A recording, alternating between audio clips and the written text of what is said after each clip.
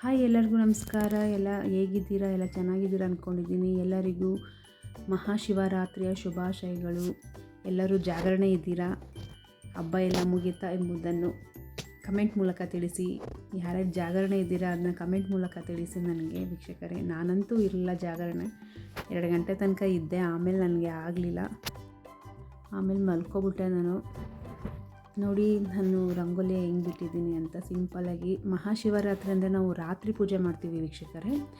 ಬೆಳಗ್ಗೆನೂ ಮಾಮೂಲಿ ನಾರ್ಮಲ್ ಪೂಜೆ ಮಾಡಿರ್ತೀನಿ, ರಾತ್ರಿನೂ ಪೂಜೆ ಮಾಡಿದೆ. ಸಿಂಪಲಾಗಿ ಒಂದು ರಂಗೋಲಿ ಹಾಕಿದ್ದೀನಿ ನೋಡಿ. ಪೂಜೆಗೆಲ್ಲ ರೆಡಿ ಮಾಡಿ ಇಟ್ಟಿದ್ದೀನಿ, ಎಲ್ಲನೂ ಜೋಡಿಸಿ ಎಲ್ಲನೂ ಪೂಜೆ ಎಲ್ಲ ಆಗಿದೆ. ನೈವೇದ್ಯಕ್ಕೆ ಒಂದು ರೆಡಿ ಮಾಡಬೇಕಷ್ಟೇ. ಈ ಕಡೆ ಎಲ್ಲ ಪೂಜೆ ಎಲ್ಲ ರೆಡಿ ಮಾಡಿಬಿಟ್ಟು ನೈವೇದ್ಯಕ್ಕೆ ರೆಡಿ ಮಾಡೋಣ ಅಂತ ಸಿಂಪಲ್ಲಾಗಿ. ಮಹಾಶಿವರಾತ್ರಿ ಅಂದು ನಾವು ಸಿಂಪಲ್ಲಾಗಿ ಮಾಡೋದು ಉಪ್ಪಿಟ್ಟು ಮತ್ತು ಕೋಸಂಬರಿ ತಂಬಿಟ್ಟು. ಪಾಯಸ ಮಾಡೋರು ಮಾಡ್ತಾರೆ, ಬಟ್ ನಾನು ಪಾಯಸ ಮಾಡಲಿಲ್ಲ. ಅಕ್ಕಿ ತಂಬಿಟ್ಟು ಮಾಡ್ತೀವಿ ನಮ್ಮ ಕಡೆ. ಸಿಂಪಲ್ಲಾಗಿ ಒಂದು ಮಾಡಿದ್ದೀನಿ ಅಷ್ಟೇ. ರಾತ್ರಿ ಪೂಜೆ ಸ್ಟಾರ್ಟ್ ಮಾಡಿದ್ವಿ, ಒಂದು 7 ಗಂಟೆ ಅಷ್ಟೊತ್ತಿಗೆ ಸ್ಟಾರ್ಟ್ ಮಾಡಿ ಮುಗಿಯೋದೇ 9:30 ಆಗೋಯ್ತು. ಎಲ್ಲ ಪೂಜೆ ಮಾಡಿ 9:30ಗೆಲ್ಲ ನೈವೇದ್ಯ ಎಲ್ಲ ಮಾಡಿ ದೇವಸ್ಥಾನಕ್ಕೆ ಹೋಗ್ಬಿಟ್ಟು ಬಂದ್ವಿ ನೋಡಿ. ಹೊಸ್ಲು ರಂಗೋಲಿ ಬಿಟ್ಟಿದ್ದೀನಲ್ವ, ಅದು ಹಂಗೆ ಹೊಸ್ಲು ಪೂಜೆನೂ ಆಯಿತು ನೋಡಿ. ಸಿಂಪಲಾಗಿ ಒಂದು ರಂಗೋಲಿ ಬಿಟ್ಟಿದ್ದೀನಿ ಅಷ್ಟೇ. ಹೊಸ್ಲು ಪೂಜೆನೂ ಆಯಿತು.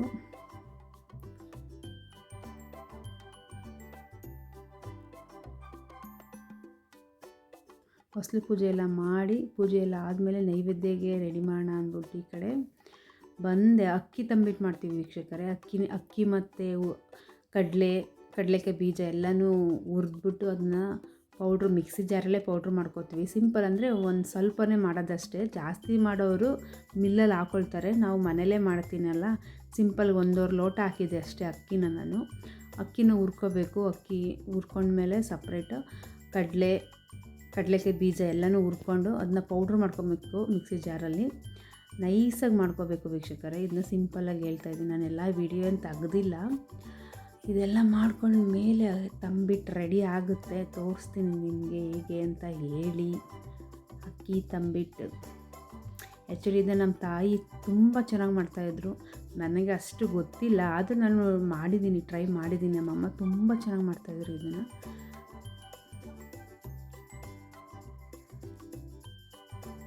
ನೋಡಿ, ಕಡಲೆಕಾಯಿ ಬೀಜ ಮತ್ತು ಕಡಲೆ ಎರಡೂ ಜೊತೆಲೇ ಹುರ್ಕೊಳ್ತಾ ಇದ್ದೀನಿ. ಹುರಿದಾದ್ಮೇಲೆ ಎಲ್ಲ ಪೌಡ್ರ್ ಆದಮೇಲೆ ಬೆಲ್ಲದ ಪಾಕ ನೋಡಿ, ಬೆಲ್ಲದ ಪಾಕ ಹಾಕಿ ಕುದೀತಾ ಇದೆ. ಇದಕ್ಕೆ ಪೌಡ್ರನ್ನ ಹಾಕಿ ಚೆನ್ನಾಗಿ ಮಿಕ್ಸ್ ಮಾಡಿದೆ. ಮುದ್ದೆ ಮಾಡ್ತೀವಲ್ಲ ಹಾಗೆ ಮುದ್ದೆ ಥರ ಗಂಟಿಲ್ಲದೆ ಚೆನ್ನಾಗಿ ಅದನ್ನು ತಿರುಗಿಸ್ಬೇಕು. ಮತ್ತು ಏಲಕ್ಕಿನೂ ಅಷ್ಟೇ, ನಾವು ಪೌಡ್ರ್ ಮಾಡ್ತೀವಲ್ಲ ಮಿಕ್ಸಿ ಜಾರಿಗೆ, ಆವಾಗಲೇ ಏಲಕ್ಕಿನೂ ಹಾಕ್ಕೊಬಿಡ್ಬೇಕು ನೋಡಿ. ಎಲ್ಲ ಆಯ್ತು. ಇವಾಗ ಸಿಂಪಲ್ ಒಂದು ಸ್ವಲ್ಪನೇ ಮಾಡಿದ್ದೀನಿ ಅಷ್ಟೇ, ನಾನು ಜಾಸ್ತಿ ಎಂತ ಮಾಡಿಲ್ಲ. ಒಂದು 10 ಉಂಡೆ ಆಗಿರ್ಬೋದು ಅಷ್ಟೇ, ಒಂದು 10-15 ಉಂಡೆ ಆಯಿತು ಅಷ್ಟೇ. ಲೇಟ್ ಆಗುತ್ತೆ ಅಂದ್ಬಿಟ್ಟು ನೋಡಿ, ಅದು ಬಿಸಿಲೇ ಕಟ್ಟಬೇಕು, ನೀವು ಬಿಸಿಲೇ ಕಟ್ತಾ ಇರಬೇಕು ಅದನ್ನು.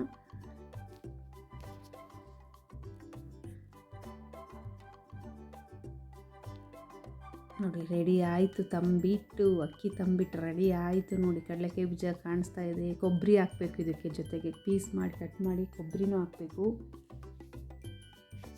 ಇದನ್ನು ತುಪ್ಪ ಜೊತೆ ತಿಂದರೆ ಅಂತೂ ಅದ್ರ ಮಜಾನೇ ಬೇರೆ. ತುಪ್ಪ ಜೊತೆ ನೋಡಿ, ತುಪ್ಪನ ರೆಡಿ ಮಾಡಿದ್ದೀನಿ ಪಕ್ಕ ನೋಡಿ, ತುಪ್ಪ ಕಾಣಿಸ್ತಿದೆಯಾ? ತುಪ್ಪದ ನೀವೆಲ್ಲ ಅಷ್ಟೇ ತಂಬಿಟ್ಟು ಮಾಡಿದಾಗ ತುಪ್ಪ ಜೊತೆ ತಿಂದು ಟೇಸ್ಟ್ ನೋಡಿ ಹೆಂಗಿದೆ ಅಂತ ಹೇಳಿ. ನೋಡಿ ತಂಬಿಟ್ಟು ರೆಡಿ ಆಯಿತು. ಇಷ್ಟೇ ಮಾಡಿರೋದು ತಂಬಿಟ್ಟು ರೆಡಿ ಆಯಿತು. ತಂಬಿಟ್ಟು ರೆಡಿ. ಈ ಕಡೆ ನೈವೇದ್ಯಕ್ಕೆ ರೆಡಿ ಮಾಡ್ತಾ ಇದ್ದೀನಿ. ಕೋಸಂಬರಿನೂ ಆಯಿತು ನೋಡಿ. ಇಲ್ಲಿ ಕೋಸಂಬರಿ ನೆನೆ ಹಾಕಿದ್ದೀನಿ.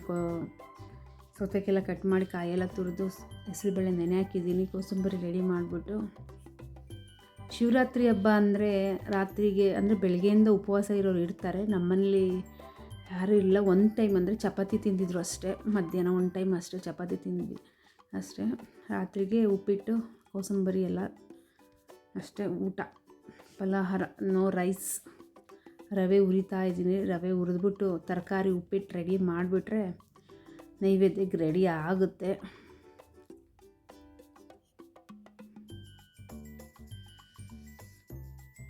ಹಂಗೂ ಬೇಗ ಸ್ಟಾರ್ಟ್ ಮಾಡೋಣ ಅಂತಲೇ ಮಾಡಿದ್ವಿ. ಹಂಗೂ ಹಿಂಗೂ ಟೈಮೇ ಆಗೋಯ್ತು, 9:30 ಆಗೋಯ್ತು ಎಲ್ಲ ಮುಗಿಸಿ.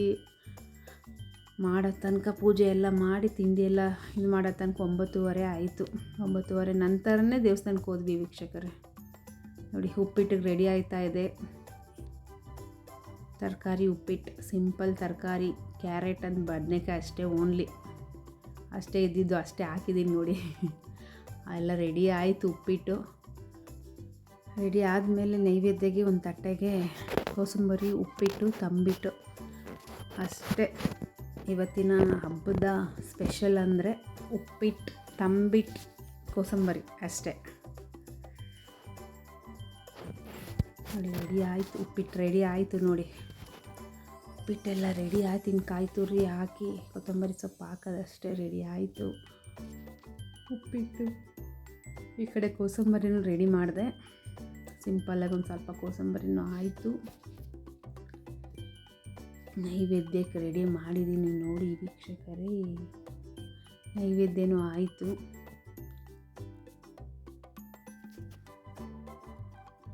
ನೈವೇದ್ಯದ ಕಟ್ಟೆಗೆ ಹಾಕಿ ಎಲ್ಲನೂ ರೆಡಿ ಆಯಿತು. ದೇವ್ರ ಹತ್ರ ಇಟ್ಬಿಟ್ಟು ಪೂಜೆ ಮಾಡಿಬಿಟ್ಟು ನೈವೇದ್ಯ ಮಾಡಿಬಿಟ್ಟು